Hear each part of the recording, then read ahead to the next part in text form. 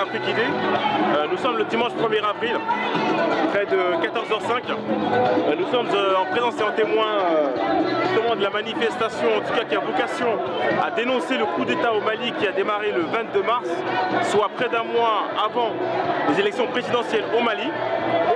Leur objectif, au vu du vice-président Bouye Cissé, est effectivement de dénoncer ce coup d'État, mais surtout de manifester le mécontentement des Maliens ressortissants et des Maliens nés au Mali. Nous aurons l'occasion d'interviewer le vice-président en fin de manifestation. Pour le moment, nous vous présentons l'objet de la troupe. Ce qu'il en ressort, c'est que le capitaine Sanogo n'est pas le bienvenu, il semblerait. On l'invite même à s'en aller. La question est de savoir aujourd'hui comment ce conflit est lié, quels sont les aboutissants et quelle est la tenue aujourd'hui du Mali, compte tenu de la situation politique. En exemple de démocratie depuis plus de 20 ans. Aujourd'hui, est en proie à une crise profonde. On est là aujourd'hui pour la paix du Mali, pour le retour des institutions et surtout pour la sauvegarde de notre démocratie. Aujourd'hui, ce n'est pas une cause simplement pour les Maliens, c'est une cause pour tous les défenseurs de la démocratie. Parce que lorsqu'une démocratie est en danger, c'est toutes les autres institutions, c'est toutes les autres démocraties qui sont en danger. Donc je suis assez étonnée de ne voir que des Maliens pour la majorité d'entre nous. J'aurais souhaité qu'il y ait des amis du Mali, mais surtout qu'il y ait des amis de la démocratie. Nous les jeunes, nous sommes mobilisés pour dire à tous les Maliens qu'il ne faut pas se tromper d'ennemis. Nos ennemis, ce ne sont pas les Maliens, ce sont les rebelles. Les rebelles qui sont en train de détruire notre pays. Mobilisons-nous pour les repousser hors de chez nous. Oui. Pour les repousser hors de chez nous. Oui. Eux qui veulent nous détruire. Oui. Eux qui veulent détruire tout ce que nos ancêtres, nos parents ont construit. Ouais. Mobilisons-nous pour ça. Ne nous trompons pas d'ennemis. Aujourd'hui, si nous sommes là, c'est pour dire que la jeunesse est mobilisée aux côtés des parents. Parce que ce qu'on va laisser à nos enfants, ce n'est pas un pays en ruine. C'est un pays qui s'est levé depuis plus de 20 ans pour ses droits. C'est un pays qui s'est levé pour dire non à la dictature. Donc aujourd'hui, nous sommes contre cette dictature. Et nous restons mobilisés. Merci à vous. Merci. Alors pour nous, élus de la République, comme je vous le disais en tant que républicains, pour nous c'est l'incompréhension parce que justement en 91 il y a des gens qui ont laissé leur vie pour qu'on ait la démocratie au Mali. Alors tous les problèmes ne peuvent pas justifier un coup d'État. Et justement on se rend compte aujourd'hui que le pays, il nous reste un quart du pays.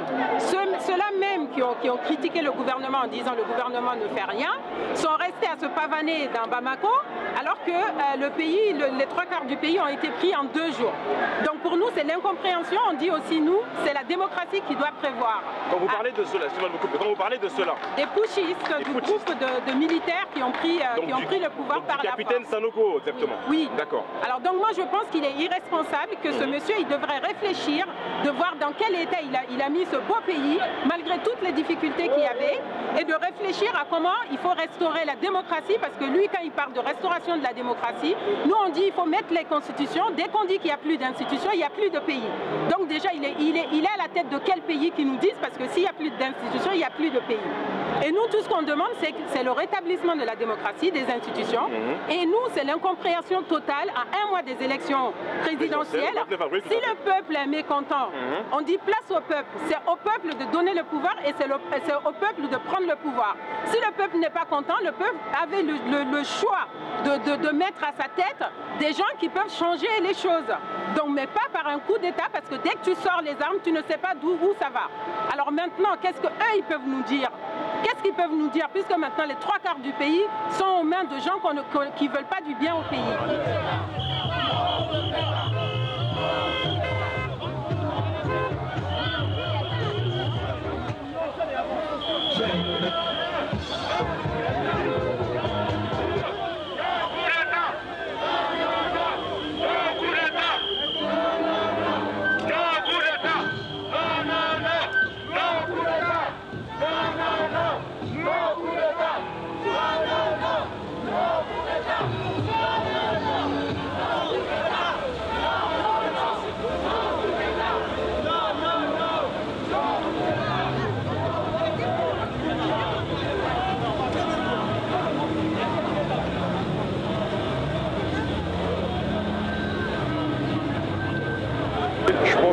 la réflexion et en termes de constitution devrait parler de démocratie africaine.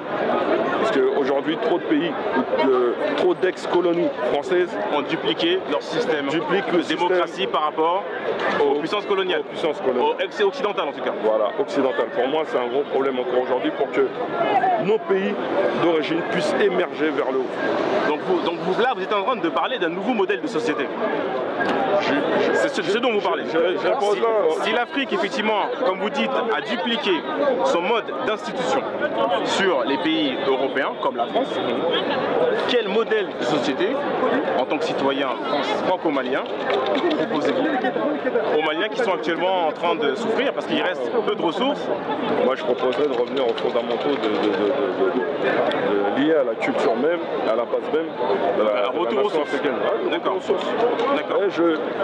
Je milite ici, je suis né ici. Il n'y a pas de problème. Je suis français, franco-malien, on peut m'appeler comme on veut. J'ai décidé de rentrer en politique parce qu'il y avait un problème dans la société française.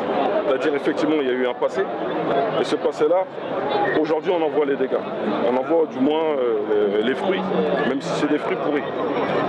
Et mon rôle aujourd'hui en tant que citoyen, c'est qu'aujourd'hui, il est hors de question qu'on produise encore des futurs citoyens qui vont être déconnectés de la réalité et qui vont être déracinés de leur base.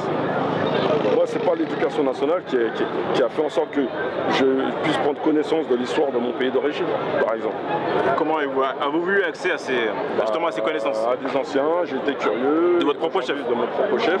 J'ai ouvert des bouquins. J'entends bien, M. Kanouté. La question que je vous pose aujourd'hui, vous êtes comme beaucoup d'enfants fils d'immigrés, vous avez une double culture. Aujourd'hui, quel est votre... Moi, j'ai cru entendre au début de ce mouvement, j'ai entendu une passante qui m'a tout simplement dit, j'ai entendu dire, c'est bien qu'ils manifestent ces Maliens, mais ils devraient peut-être le faire chez eux.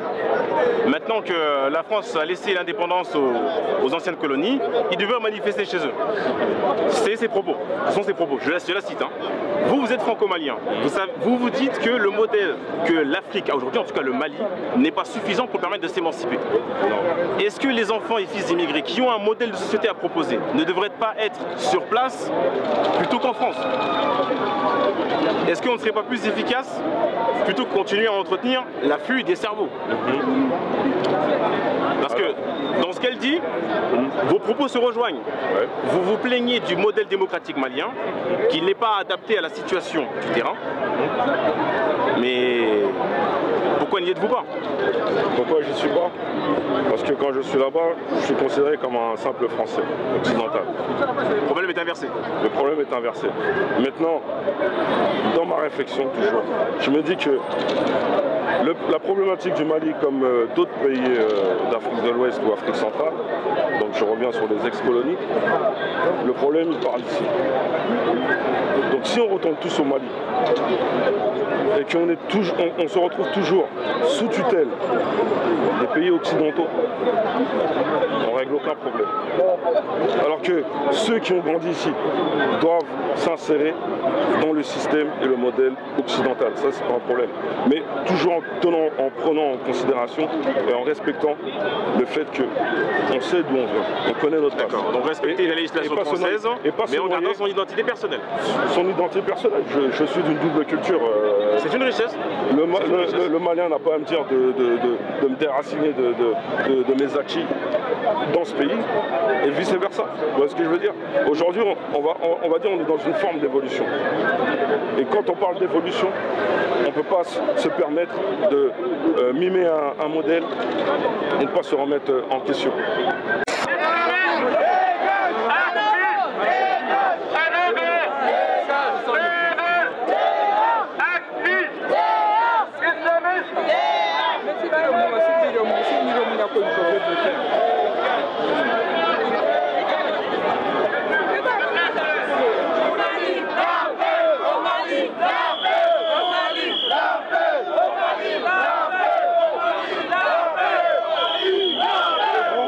Nous serons comptés sur vous. Merci. Et nous vous demandons de compter sur nous pour tout ce qui concerne le Mali. Rien que le Mali et tous unis pour le Mali, à bas les individus qui veulent prendre le Mali en otage. À bas les arrivistes qui pensent être ministres dans une situation de cacophonie. À bas les politiciens qui ne pensent qu'à leur propre gueule. À bas les militaires qui refusent d'aller se battre plutôt que de chercher le pouvoir. Vive le Mali, vive le Mali.